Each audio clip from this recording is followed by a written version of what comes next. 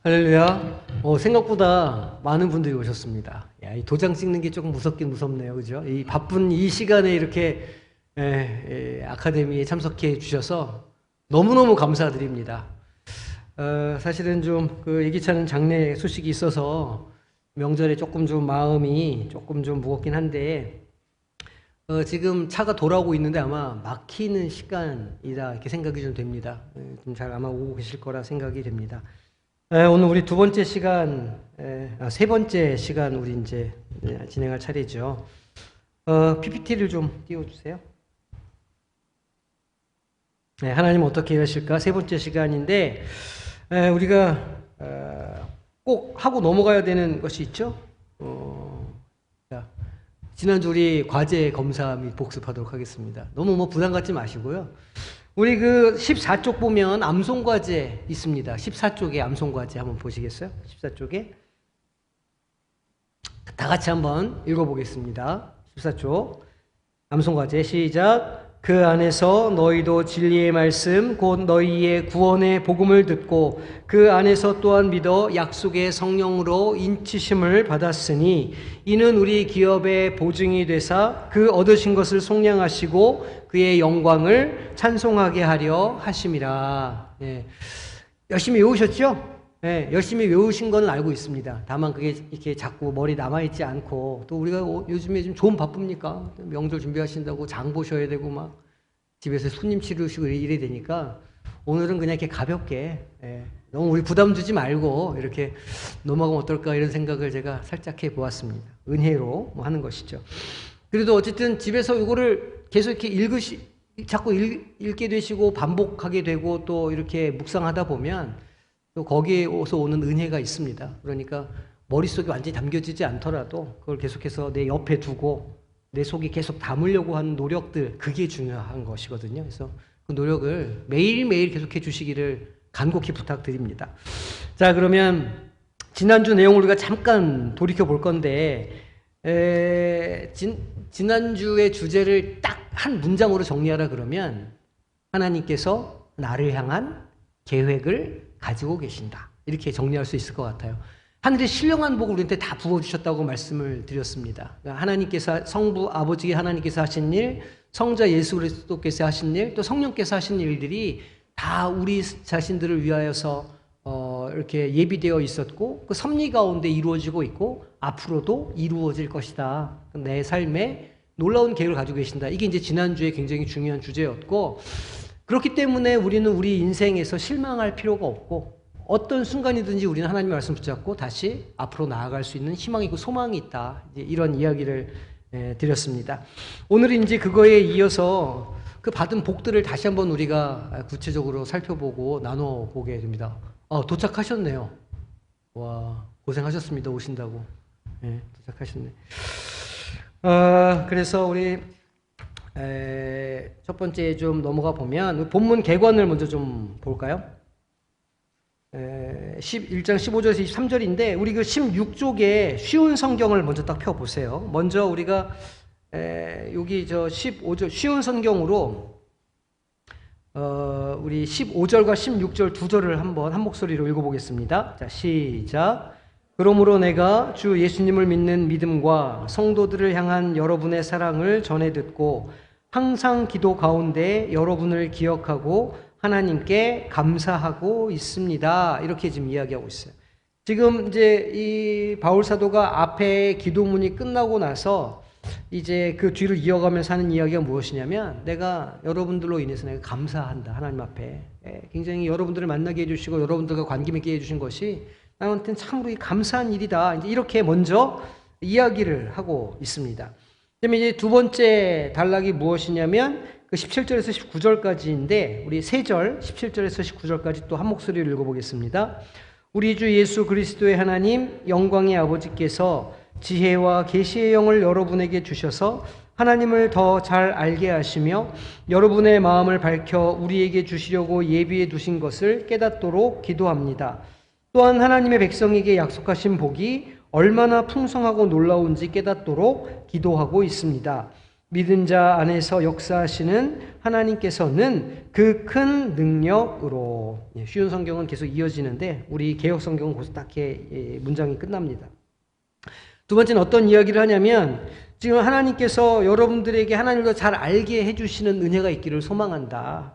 그 감사의 내용들이 계속 나도 그렇고 여러분들도 그렇고 그것이 지속되기를 원한다. 이렇게 지금 권면을 하고 있습니다. 이제 세 번째 단락은 20절에서 22절 말씀이에요. 20절에서 22절 우리 한번 읽어보겠습니다. 그리스도를 죽은 자 가운데서 살리시고 하늘에 계신 하나님 우편에 앉게 하셨습니다.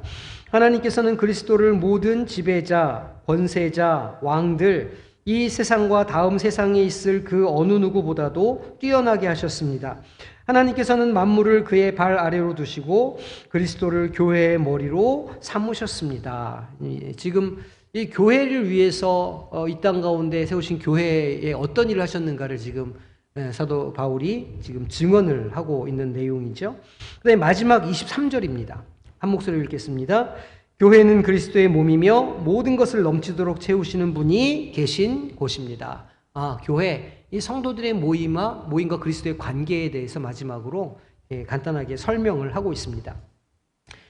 지난주에 우리 암송 구절을 아마 암송하시기가 쉽지 않으셨을 거예요. 왜냐면 되게 말이 어렵고 이게 단어들이 쉽지 않으니까 이해가 잘 되지 않고 아마 그러셨을 것이라 생각되는데 오늘 본문도 이렇게 쉽지가 않은 그런 단어들, 그런 내용들이 이루어져 있습니다.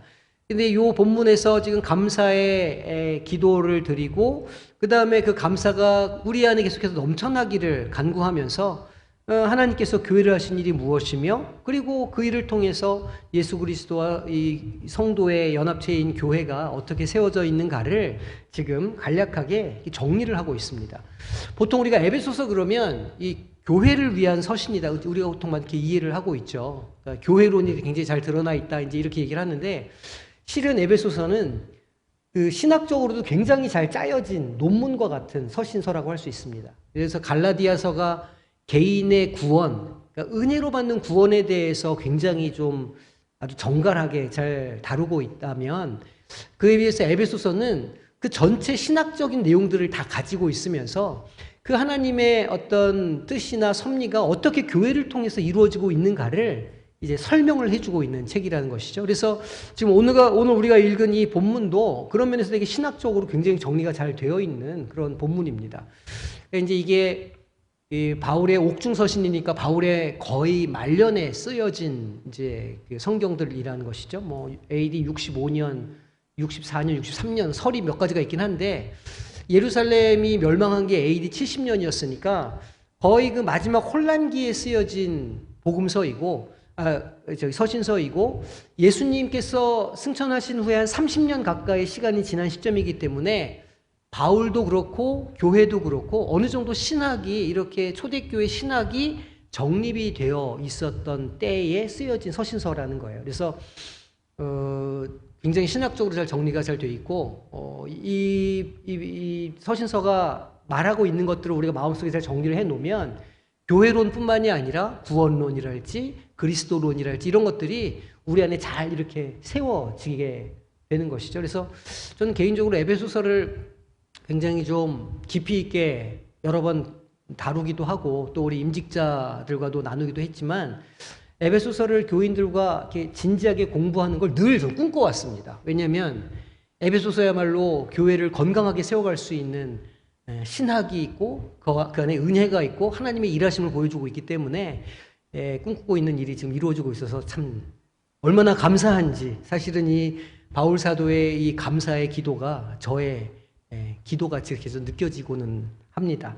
그래서 어쨌든 우리가 이 내용을 이렇게 네 가지 단락 정도로 우리가 구분을 해볼 수가 있습니다. 자, 우리가 그러면 말씀 속으로 한번 들어가 보겠습니다. 첫 번째 질문인데 이 기도는 누구를 향한 것인가 하는 거예요.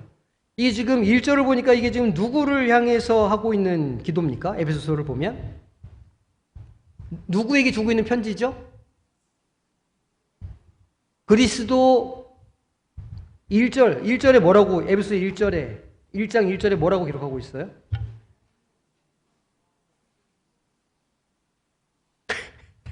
다들 이렇게 자신 있게 얘기하셔도 돼요. 웅얼웅얼 안 하셔도 되고 자신 있게 얘기하셔도 혼내지 않습니다. 네. 성도들, 에베소에 있는 성도들에게 편지를 쓴다 하잖아요. 그러니까 지금 이 기도는 누구를 향한 기도냐면 에베소 교회에 있는 성도들에게 쓴 서신서, 편지입니다. 그죠? 그 수신자가 누구냐면 에베소 교회 성도들이라는 얘기예요. 근데 우리가 보통 이제 우리는 성도라는 말을 되게 잘 쓰지 않습니까? 성도님들 이렇게. 이 성도라는 말이 영어로는 세인트입니다. 이 성도, 영어로 세인트인데 천주교에서는 아무에게나 이 성도라는 말을 붙여주지 않습니다. 천주교에서는 탁월한 업적이 있거나 순교를 했거나 거기에 필적한 어떤 그런 신앙적인 경험을 한 사람에게 세인트, 성이라고 하는 단어를 붙여줍니다. 그래서 성 프란시스, 성 마가, 성 누가. 그러니까 사실은 제자들의 이름에도 천주교에는 다 성이 붙어 있어요. 세인트가. 근데 우리 개신교에서는 꼭 그런 사람만 성도가 아니라 예수 그리스도의 복음과 그 보혈로 거듭난 사람들은 다 성도다. 거룩한 사람들이다. 이제 이렇게 이야기하기 때문에 우리는 성도를 다 갖다 붙이는 거죠. 그런데 이제 그거를 우리가 생각을 해봐야 되는 겁니다. 성도라고 하는 사람이 거룩하게 구별되고 하나님의 뜻에 정말 살아간 사람을 성도라고 한다면 나는 성도인가? 나는 성도로서의 삶을 살고 있나? 이렇게 우리가 자문을 해볼 수 있지 않겠어요? 초대교회 에베소 교인들도 마찬가지였습니다. 바울 사도가 에베소 교인들에게 지금 이런 편지를 쓰고 있는 이유가 무엇일까요? 이 교회론에 대해서 이야기하고 신학을 다시 한번 재정립해주고 서로를 세워가야 한다고 그들에게 편지를 쓴 이유가 무엇이겠어요? 지금 에베소 교회가 그것을 못하고 있다는 뜻이기도 합니다. 그러니까 에베소 교회가 지금 분열되고 교회가 막 흔들리고 기반이 흔들리고 하나님의 말씀이 좀 희미해지는 것을 에베소 교회가 지금 경험하고 있으니까 바울 사도가 이거를 바로잡기 위해서 편지를 쓰는 것이라는 말이죠. 그러니까 지금 성도들이라고 부르고 있지만 사실은 에베소 교회 교인들의 삶도 그다지 성도로서의 삶은 아니었다고 할 수 있는 겁니다. 이제 우리 계시록에 가보면 에베소 교회가 책망을 받죠. 주님께로부터. 어떤 책망을 받습니까? 너희의 첫사랑이 식었다는 거예요. 첫사랑이 어떤 것이죠? 이렇게 막 뜨거운 열정, 눈물이 흐르고, 그러니까 우리의 첫사랑들도 다 기억하시지 않습니까? 눈물이 흐르고, 막 정말 주를 위해서 내가 살겠노라 결단하고, 정말 내 모든 것을 다 주님께 드려도 될 것 같은 그런 마음으로 우리가 이렇게 교회 공동체 안에서 신앙생활을 시작했는데 시간이 지나고 나니까 어떻게 되었어요? 그 첫사랑이 다 식었다는 것이죠. 처음에는 성도같이 보일 수도 있었는데 시간이 점점 흐르니까 에베소 교인들도 실제로 성도처럼 안 보이고 우리도 성도처럼 안 보인다는 겁니다. 그런데 그럼에도 불구하고 바울은 그들을 보고 무엇이라고 부르냐면 에베소에 있는 성도들이라고 부르는 거예요. 왜 그럴까요? 성도는 우리의 행실에서 나오는 이름이 아니라 하나님께서 하나님의 주권 가운데서 우리를 불러주신 이름이기 때문에 그렇습니다. 그 얘기는 우리의 구원이 우리의 형편이나 우리의 삶의 모습이나 우리의 능력에 달려있는 것이 아니라는 말이기도 하죠. 우리가 우리의 구원을 어떻게 이루어가고 우리의 신앙을 어떻게 세워갑니까? 우리의 힘으로 할 수 있을까요? 안 된다는 말입니다. 하나님께서 불러주시고 그 하늘의 신령한 복을 부어주시고 성령 충만을 내려주셔서 우리를 이끌어 가실 때 우리가 성령께 붙들림을 받아 성령을 쫓아갈 때에야 비로소 우리는 성도가 되고 구원을 완성하는 자가 되고 하나님의 뜻에 따라 예수 그리스도를 닮아가는 사람들이 되고 향기를 품는 자들이 될 수 있다는 것이 여기 이 성도라고 하는 단어에 담겨있는 의미라는 것이죠. 다시 한번 제가 여쭤볼게요. 성도라고 생각하십니까? 스스로를? 그러면 네, 저는 성도입니다 라고 말씀하셔야 돼요. 왜요? 내 모습이나 내 조건 때문이 아니라 하나님께서 나를 성도로 불러주셨기 때문입니다 라고 말씀하시면 100점인 거예요. 성도로 불러주셨습니다. 자, 이번 주에 원로 목사님 오시죠? 제가 원로 목사님한테 하나 배운 게 있어요. 성도로 불러주시고 불러주시고 분명히 또 하시거든요. 그러니까 한번 하실 때 아멘을 크게 하시면 이게 안 나옵니다. 불러주시고. 네, 그렇습니다. 자, 자, 두 번째. 근데 이렇게 훈련했는데도 안 나오면 진짜 내가 광고 시간에 또 한번 얘기를 해야지. 자, 두 번째 질문. 바울은 하나님께 그 성도들을 위해서 좀 간구하고 있는 거예요. 그러니까 바울 입장에서 생각해 보면 하나님의 성도로 부르심을 받은 사람들이 성령을 좇아서 그렇게 살아가면 좋은데 지금 그들의 삶이 그렇지 못하다는 거 아닙니까? 우리 삶이랑 비슷하죠. 우리도 성도로 부르심을 받고 그렇게 살아가야 되는데 성령을 좇아서 행하지는 못하는 우리의 삶의 모습이 있다는 거예요. 그래서 바울은 기도를 하는 거죠. 하나님께. 그렇기 때문에 기도를 하는 겁니다. 하나님. 이 성도들이 하나님의 말씀에 사로잡혀서 성령을 좇아 살 수 있도록 역사하여 주시옵소서, 능력을 부어 주시옵소서라고 기도를 하고 있어요. 그 내용이 무엇인가 하는 거예요. 이제 15절에서 19절까지인데 먼저 보겠습니다. 첫 번째, 무엇을 기도하고 있을까요? 무엇과 무엇? 진리와 지혜와 계시의 영을 주시도록. 지혜와 계시의 영이 누구일까요? 네, 성령님이시죠. 그러니까 성령을 주시도록 기도하고 있어요. 근데 성령님의 이름이 별명이 많아요. 우리가 제일 잘 알고 있는 별명은 보혜사입니다. 파라클레이토스, 곁에서 도우시는 분이라는 뜻의 이 성령님, 보혜사가 가장 우리에게 잘 알려진 별명이지만 바울 사도는 이 성령님을 여러 가지의 별명으로 부릅니다. 그 제일 중요한 별명 가운데 하나가 지혜의 영이에요. 지혜의 영. 왜냐하면 이 지혜라는 것은 딱 정의를 해보자면 그 비밀을, 신비를 깨닫는 능력이 지혜거든요. 그 우리 삶에 있는 다 공개되어 있지만 다 깨달을 수 없는 그 신비를 깨달을 수 있는 힘이 그게 지혜인 겁니다. 그래서 성령을 지혜의 영이라고 부르는 거예요. 성령께서 우리 가운데 임재하시면 그것이 깨달아지고 알아진다, 그런 뜻이 있는 것이죠. 그 다음에 계시의 영은 무엇이냐면 우리가 이제 일반 계시, 특별 계시, 신학에서 이렇게 이야기하는데 이게 뭐냐면 하나님께서 우리에게 주신 특별 계시예요. 여기 하나님의 계시가 담겨 있어요. 계시의 영이라는 것은 우리가 말씀을 볼 때 이 계시들이 우리의 마음속에 와서 부딪히고 알아지고 우리 신비에 새겨지도록 도와주시는 영이라는 뜻이에요. 그러니까 두 개가 좀 비슷하긴 하죠. 비슷하지만 조금 느낌이 다른 그런 의미들입니다. 지혜와 계시의 영을 간구하고 있어요. 하나님, 이 성도들에게, 성도지만 성도처럼 살고 있지 못한 이들에게 지혜의 영, 계시의 영으로 함께하여 주시옵소서 기도하는 거예요. 왜 그럴까요? 두 번째 기도는 무엇입니까? 마음에 무엇을 밝히는 것? 마음의 눈을 밝히기를 위해서 기도하고 있어요. 그걸 마음의 눈이라고 표현했을까요? 여기 눈이 있는데, 이 눈이 있는데 왜 마음의 눈이라고 표현했을까요?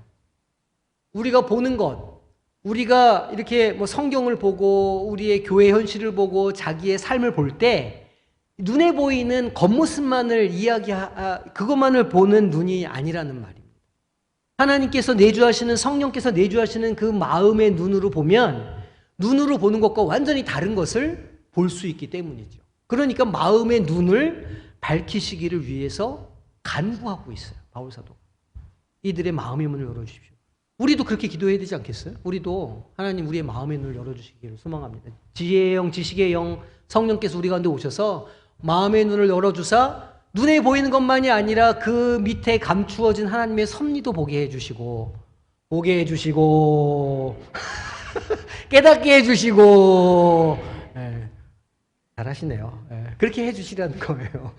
마음의 눈을 밝히라는 거예요. 세 번째 기도 제목은 뭐냐면 부르심의 소망을, 그러니까 여기서 말하는 소망은 내가 무엇을 해야지 뭐 자기의 개인적인 어떤 욕망을 표현하는 단어가 아닙니다. 이 성경에서 나오는 소망이라는 것은요, 하나님께서 이루어 놓으신 일이 이미 있는데, 특히 이 바울 사도가 말하고 있는 소망은 이미 이루어 놓으신 일이에요. 이미 끝났어요. 근데 다만 저 앞에 있어요. 그게 우리에게 다가와요. 무엇이 다가올까요? 궁극적으로는 예수 그리스도의 재림이 다가오고 있어요. 승리의 주님. 주님이 우리에게 다가오셔서 주님께서 재림하신 날이 오면 우리가 다 들림을 받아서 하나님 나라 우편에 앉아서 하나님을 찬양하는 삶을, 영원한 삶을 살게 될 거라는 거예요. 그게 지금 우리 앞에서 다가오고 있습니다. 이미 결정된 일이에요. 이미 예수님께서 다 끝내 놓으신 일이에요. 다만 시간적으로 앞에 있을 뿐이에요. 우리 인생도 마찬가지죠. 우리 인생도 하나님께서 이미 다 무엇인가 결론을 내어 놓으셨어요. 우리 눈에는 보이진 않지만 소망이라는 것은 하나님께서 이미 우리의 앞에 결정해 놓으신 일들, 이미 이루어 놓으신 일들이 우리 가운데 오는 것을 보는 것, 그게 소망이에요. 그러니까 소망은 무슨 막연한 어떤 것이 아니라 궁극적으로 말씀이 가지고 있는 소망은 예수님께서 오시는 그 날을 우리가 바라보는 것이고, 우리 개인의 삶에서는 우리 인생을 승리의 삶으로 이끌어 주시고 길을 열어서 형통케 해주실 하나님의 은혜가 이미 저 앞에 있다는 것을 믿고 그것을 기대하는 것이 소망이에요. 없는 것을 기대하는 것이 아니라 이미 이루어진 것을 기대하는 게 소망이다. 이게 되게 중요해요. 바울의 신학에서 소망은 그거예요. 이미 끝난 일, 이미 이루어 놓으신 일을, 시간적으로만 다만 앞에 있는 그 일을 붙잡고 그것을 바라보는 것이다. 이게 소망이다. 이해되셨죠? 소망을 붙잡으시고 자, 네 번째 뭘까요? 기업의 영광의 풍성함을 안다. 여기서 원래 성경이 말하는 기업은 유업으로 받을 땅을 말하는 거예요. 구약 성경에서 기업은 그 지파들이 받을 가나안 땅이었어요. 그걸 기업이라고 원래 부릅니다. 헤리티지라고 부르기도 하고 여러 가지로 표현하는데 그게 이제 기업이에요. 그런데 그 기업을 받는 사람의, 그 기업을 유업으로 받으면 영광스럽겠죠? 그 얼마나 감사하고 기쁜 일이에요. 그 기업이라는 건 우리가 무엇을 해서 받는다기보다는 하나님께서 약속해서 언약해 주신 것이기 때문에 우리에게 상속받는 그것이잖아요. 그러니까 아버지가 가지고 있던 재산을 내가 물려받는 것처럼 내가 큰 노력을 하지 않아도 그것이 나에게 오는 것이니 그게 얼마나 풍요롭고 윤택하며 감사한 일이겠느냐는 말이죠.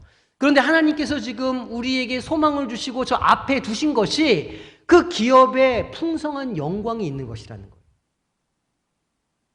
교회의 관점에서 보면 이 하나님의 교회가 마지막 날에 하나님의 몸된 지체로 재림의 날에 들림을 받는 그 놀라운 마지막 날의 영광을 바라보는 것이기도 하고, 우리 개인의 삶에서는 오늘 우리의 고난을 우리가 소망을 가지고 이겨낼 때 마침내 주님께서 우리의 기도의 제목들을 응답해 주시고 이루어지는 역사가 얼마나 풍성할 것인지를 알게 해달라는 거예요. 다시 정리를 해볼게요. 자, 지금 간과하는 내용이 뭐라고요? 첫 번째는 지혜와 계시의 영을 부어주십시오, 이들에게. 이거 오늘 우리의 기도의 제목이 되어야 하는 것이기도 합니다. 두 번째는 뭐예요? 마음의 눈을 밝혀주시기를 소망합니다. 세 번째는요, 부르심의 소망을 그것도 알게 해 주시기를, 그것을 기대하기를, 또 기업의 영광의 풍성함을 알도록 다 알게 하는 거예요. 그러니까 첫 번째 그 영이 제일 중요하죠. 지혜와 계시의 영이 우리 가운데 있는 게 너무너무 중요한 겁니다. 그러니까 바울 서신서는 그 성령의 역할을 굉장히 강조를 많이 합니다. 근데 의외로 그거는 잘 이렇게 뭐랄까 강조가 덜 되는 것 같은 그런 느낌을 받아요. 근데 갈라디아서도 그렇고 로마서도 그렇고 성령이 없이는 복음으로써 사람이 살아갈 수 없다는 사실을 매번 강조를 하는데 에베소서에서도 그 강조점이 분명히 있습니다. 자, 다섯 번째로 주시는 게 뭐라고요? 네, 우리에게 베푸신 능력의 지극히 크심을 알게 해 주라는 거예요. 그 하나님께서 우리에게 성령을 부어주시고 또 깨닫게 해주시고 마음의 눈을 열어서 그 비밀을 알게 하여 주시고 결국은 미래에 대한 소망을 갖고 오늘을 살아갈 수 있도록 해주시는데 그거를 우리의 힘으로 하게 하시는 게 아니고 하나님의 능력을 우리에게 부어주셔서 할 수 있도록 해주신다는 거예요. 이게 참 우리 개신교가 가지고 있는 위대한 진리 중에 하나인데 우리에겐 능력이 없습니다. 우리 스스로가 잘 알지만 우리에게는 이것을 감당할 수 있는 능력도 인내도 믿음도 부족해요. 만약 너희들이 이걸 해야 돼 라고 그러면 우리 중에 그 누구도 이것을 완수해낼 사람이 없습니다. 그래서 이 개신교, 우리 이 기독교, 특히 장로교, 바울사도의 이 칼빈의 신학은 그런 연약함들 가운데 성령께서 임재하실 때, 성령께서 일하실 때 비로소 그것을 감당할 수 있는 사람이 된다는 거예요. 재미있는 건 그 사람이 없으면 하나님이 일을 못 하셔요. 하나님은 사람을 통해서 일하시기 때문에 그것을 기꺼이 받고 믿음으로 그 가운데 서 있어야 되는 사람들이 있어야 하나님이 그 사람을 통해서 일하시는 거예요.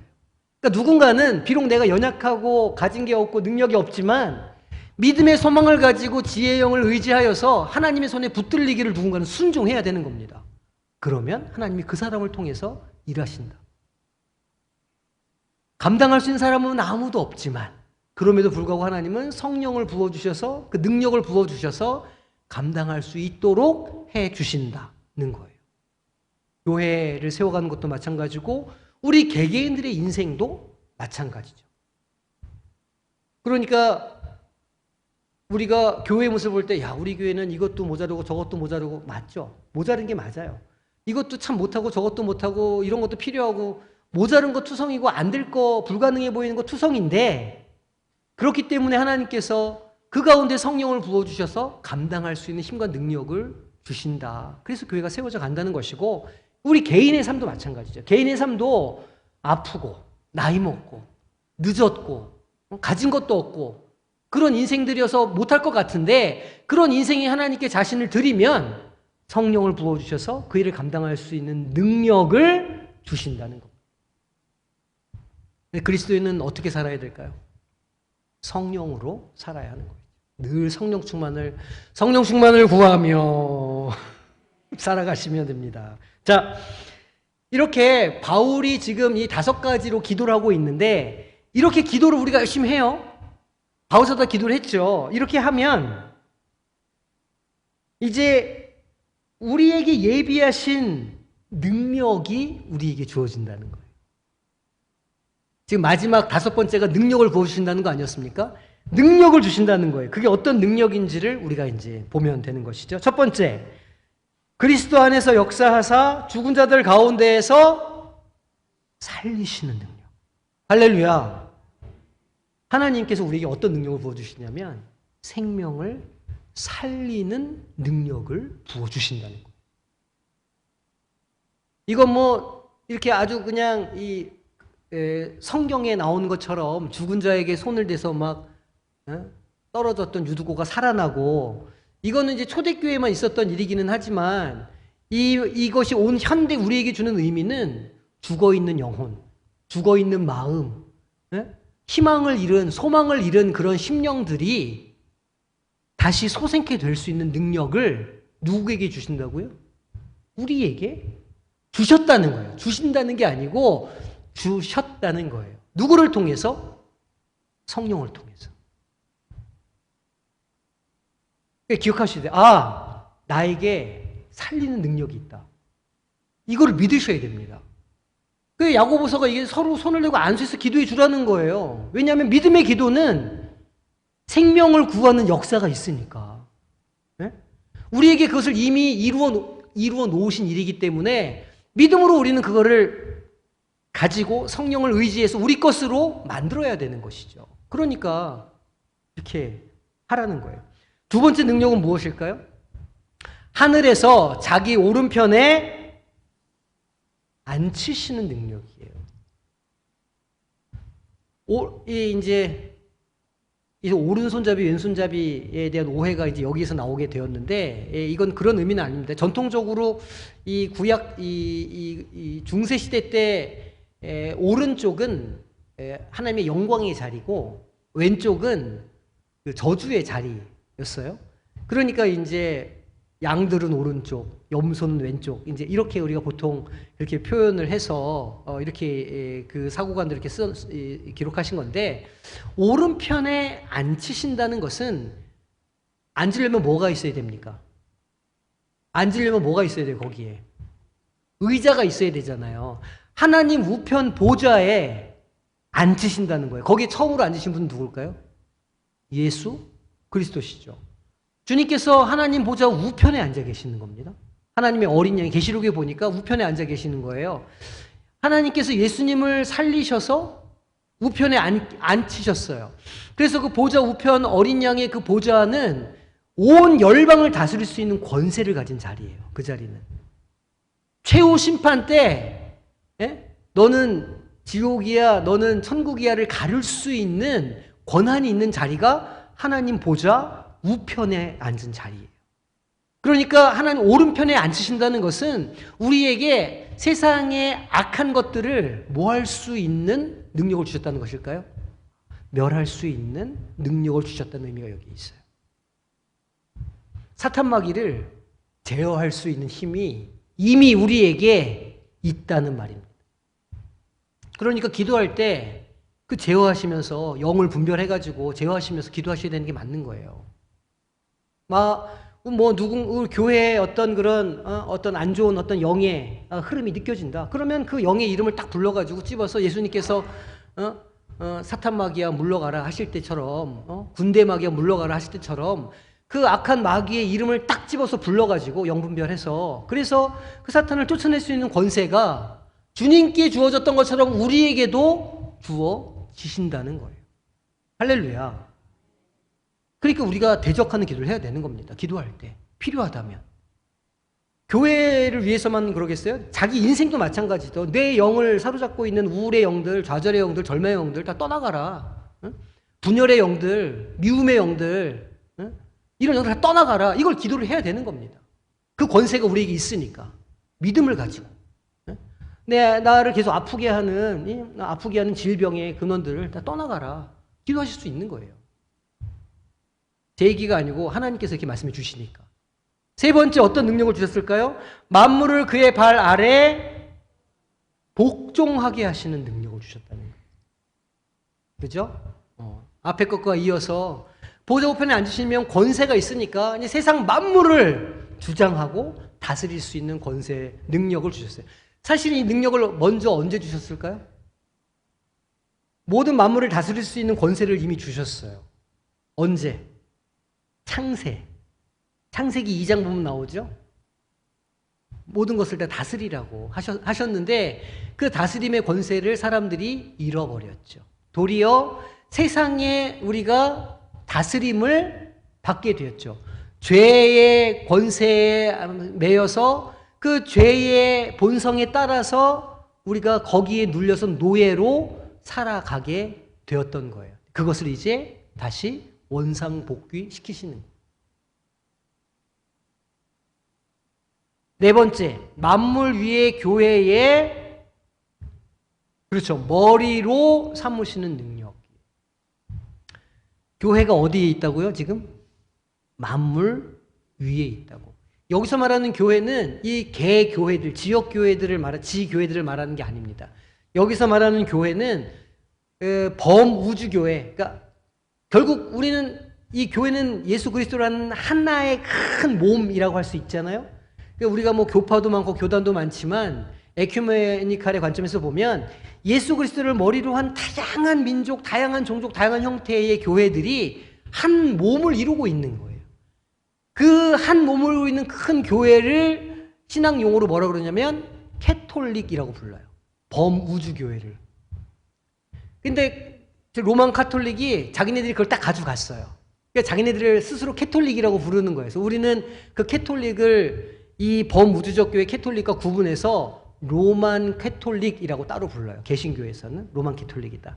근데 이 주님께서 말씀하시는 이 만물 위의 교회라는 것은 범우주 교회를 말하는 겁니다. 캐톨릭 처치. 범우주 교회에 예수 그리스도를 머리로 삼으셨고 우리는 그 머리를 중심으로 한 지체들로 그 주님의 권세와 권위와 능력을 공유하는 자들이다. 그런 의미가 여기에 담겨 있는 겁니다. 그러니까 지금 바울 사도가 이 짧은 이 구절에서 지금 이야기하고 있는 스케일이 어마어마하죠. 무슨 뭐 내 개인의 사도 아니고 미래, 앞으로 우리 가운데 이루어질 종말의 때, 그 다음에 창세 전에 있었던 일들까지 전 우주를 다 통틀은 대서사시를 이 짧은 그 구절 안에 다 이렇게 다 포개서 이야기를 해놓고 있는 거예요. 굉장하죠. 엄청납니다. 그래서 그 존 스토트라고 하시는 분은 이 에베소서 강해를 이렇게 두꺼운 책으로 6권을 쓰셨어요. 이렇게 두꺼운 책으로 한 400페이지, 500페이지 되는 책으로 6권의 주석을 쓰실 정도로 이 할 말이 굉장히 많은 서신서인 겁니다. 이 많으신 분들이 에베소서로 책을 쓰고 뭐 설교집을 만들고 굉장히 말하자면 보물상자와 같은 그런 서신서라고 할 수가 있습니다. 스케일이 커서 그런 것이죠.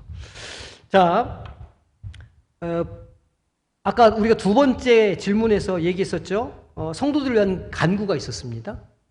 이렇게 이 성도들에게 성령을 부어주셔서 깨달음 있게 해주십시오라고 기도했고, 그런 이후에 하나님께서 능력을 그들에게 주신 것을 알게 하여 주시길 원합니다. 그 능력이 4가지가 지금 우리가 얘기한 사람을 살리는 능력, 보좌 우편에 앉는 능력, 발 아래 복종하게 하는 능력, 교회의 머리로 삼으시는 능력, 이 4가지의 능력을 또 우리와 주님과 함께 그것을 공유할 수 있도록 우리에게 선물로 주셨다. 이거를 딱 머릿속에 넣으셔야 됩니다. 나중에 이제 혹시 시험을 보게 되면, 시험 안 볼 거지만 혹시 시험을 보게 되면 하나님께서 지금 바울 사도가 우리를 위해서 기도하고 있는 5가지는 무엇일까? 이렇게 하면 이제 이 5가지가 나와야 되는 거예요. 그러면 그것을 통해서 우리에게 부어주신 능력 4가지는 무엇일까요? 이렇게 나오고, 그 4가지 중에 아닌 것은 무엇인가? 이렇게 하면 이제 1번, 2번, 3번, 4번, 5번 한번 이렇게 체크를. 네. 시험 안 볼 거예요. 혹시 보게 되면 참 이러지도 저러지도 못하게. 자, 4번 문제 가보겠습니다. 자, 이 바울의 간구에 전제된 가장 중요한 것은 무엇인가? 어떻게 할 때 깨닫게 되고 어떻게 할 때 능력을 알게 되는가? 어떨 때 그것을 알게 된다고요? 아버지 하나님께서 지혜와 계시의 영을 우리에게 주실 때, 결국은 이 엄청난 우주적 서사시를 보고 깨닫고 그 안에 참여할 수 있는 열쇠는 성령님이신 거예요. 성령님이 없이는 우리가 이것을 알 수도 없고, 보아도 알지 못하고, 들어도 깨닫지 못하고, 성령께서 우리의 눈과 마음을 열어주셔서 알게 해주실 때에야 우리는 비로소 이것이 보이게 되고 참여할 수 있게 되고, 성령과 함께 교회를 세워나가고 우리 인생을, 제대로 된 인생을 개척할 수 있게 된다는 거예요. 그러니까 지혜와 계시의 영을 늘 매일매일 사모하셔야 하는 것이죠. 아주 제일 중요한 것이라고 할 수 있어요. 나머지 것들이 이렇게 막 사방지천에 하나님께서 주신 복들이 널려 있어도 성령께서 우리에게 알려주시지 않으면, 우리에게 그걸 보게 해주시지 않으면 안 보이는 거예요. 천지지천에 널려 있어도, 부산 사투리 뭐라 그러더라? 천지백가리. 천지백가리로 널려 있어도 알아지지가 않는 거예요. 성령께서 알려주시지 않으면. 그런데 이미 지금 에베소서를 통해서 지금 바울 사도가 1장에서 말하고 있는 것은 무엇이냐면, 이미 너희 삶에 그것이 천지백가리로 널려 있다는 거예요.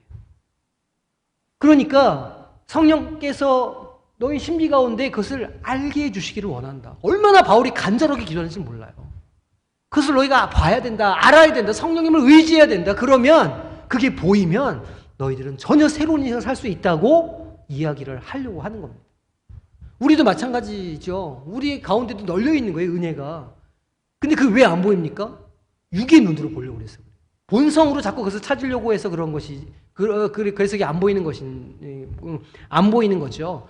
그러니까 성령을 구하고 성령의 일하실 때 거기에 우리가 참여하고 성령께서 우리 심령 가운데 무엇인가를 보여주시고 열어주실 때 그럴 때에서야 비로소 그 수많은 유산들을 다 우리의 것으로 내 것으로 하나님 능력을 내 능력으로 주님 권세를 내 권세로 삼아서 살아갈 수 있는 비로소 주님과 동행하는 삶을 살 수 있게 된다. 그런 말씀입니다. 그러니까 매일매일 매 순간마다 성령을 의지하고 성령을 구하는 우리 성도님들이 되시기를 소망합니다. 성령을 구하고 요즘 주일날 잘하실 것 같아요. 이제 기획 연습을 했으니까. 자, 5번. 오늘 말씀을 볼 때 우리 신앙생활의 기초가 되는 것이 있어요. 자, 그것이 무엇이냐면 첫 번째는 기도예요. 다른 말로는 간구입니다. 무엇을 위해서 우리가 간구해야 될까요? 그렇죠. 성령께서 우리 가운데 임재하시기를, 나와 동행해 주시기를, 내 가운데 지혜와 지식의 영으로 임재해 주시기를 우리가 기도하고 간구해야 되는 겁니다. 나 자신만을 위해서 기도합니까?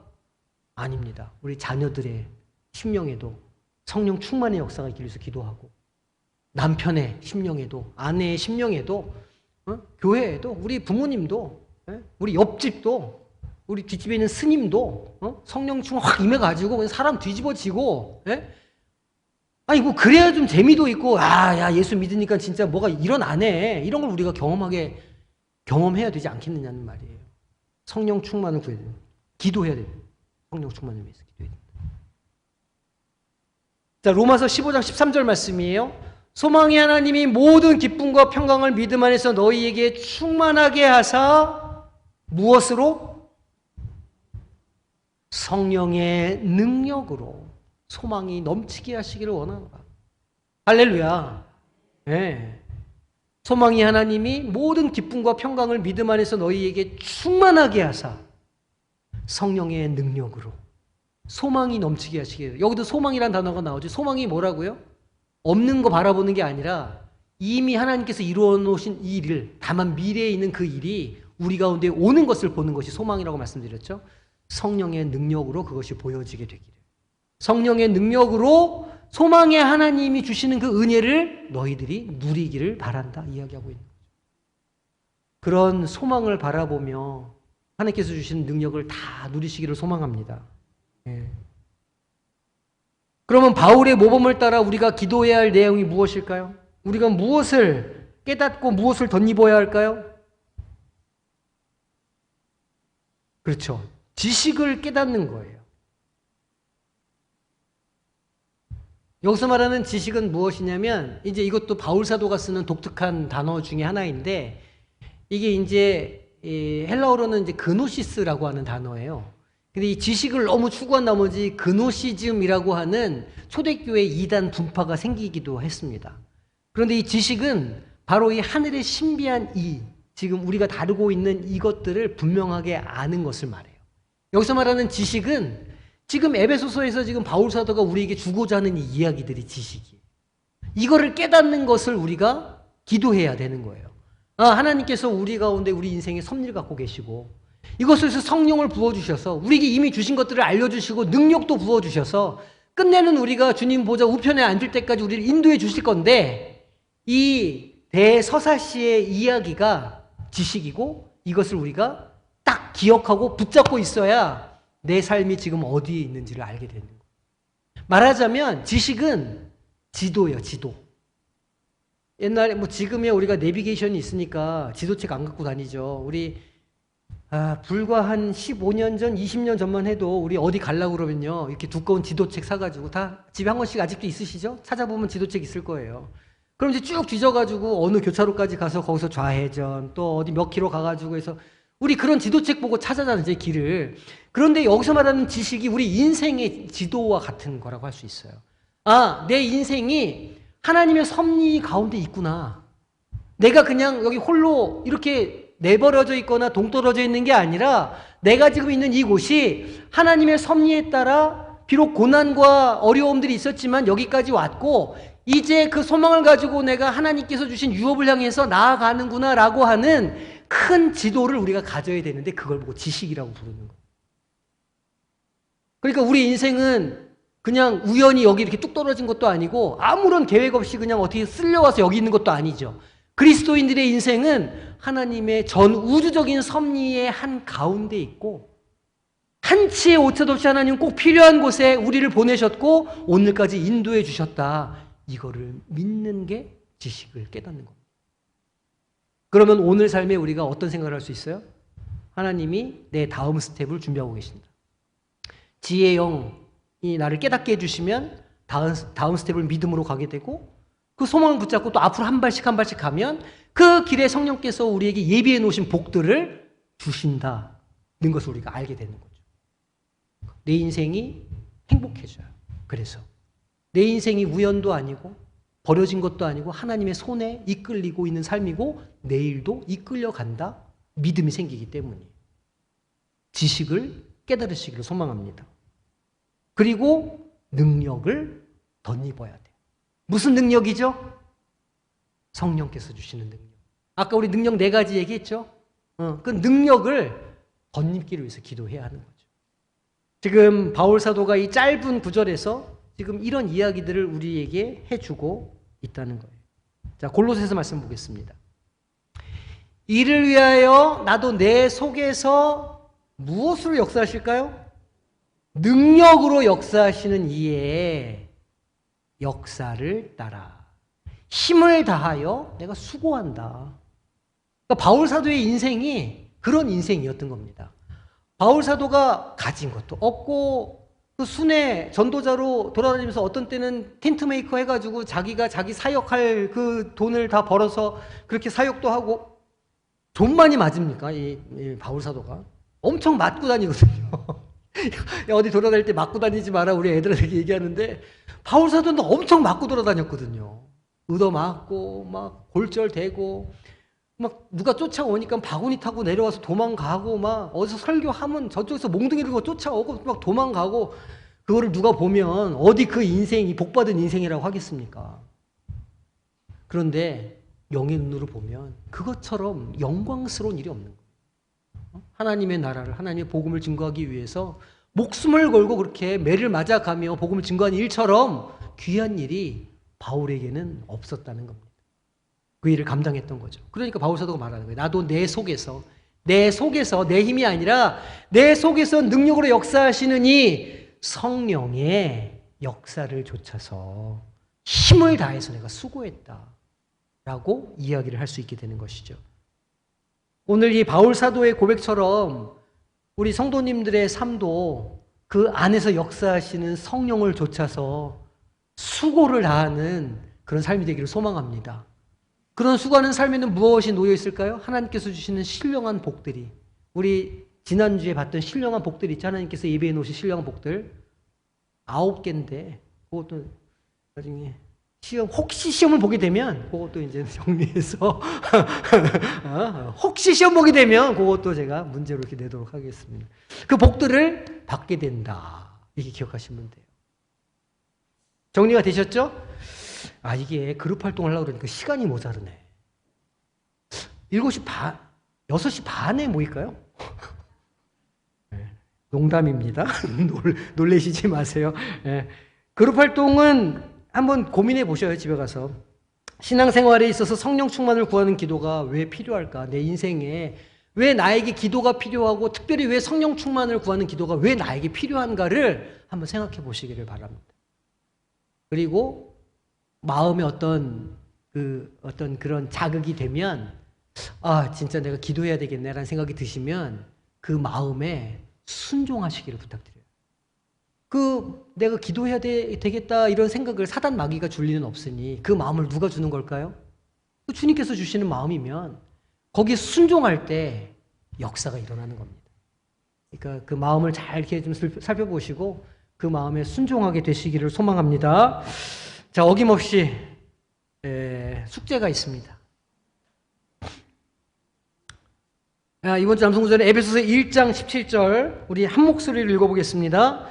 우리 주 예수 그리스도의 하나님 영광의 아버지께서 지혜와 계시의 영을 너희에게 주사 하나님을 알게 하시고. 할렐루야. 예, 이 말씀 한 주간 딱 붙잡고 날 외우시면서 하나님 나에게 지혜와 계시의 영을 주사 하나님을 알게 되고 나를 향하신 뜻을 알게 되고 그 은혜가 있는 한 주간이 되게 하여 주시옵소서. 계속해서 외우시면서 기도하시기를 부탁드립니다.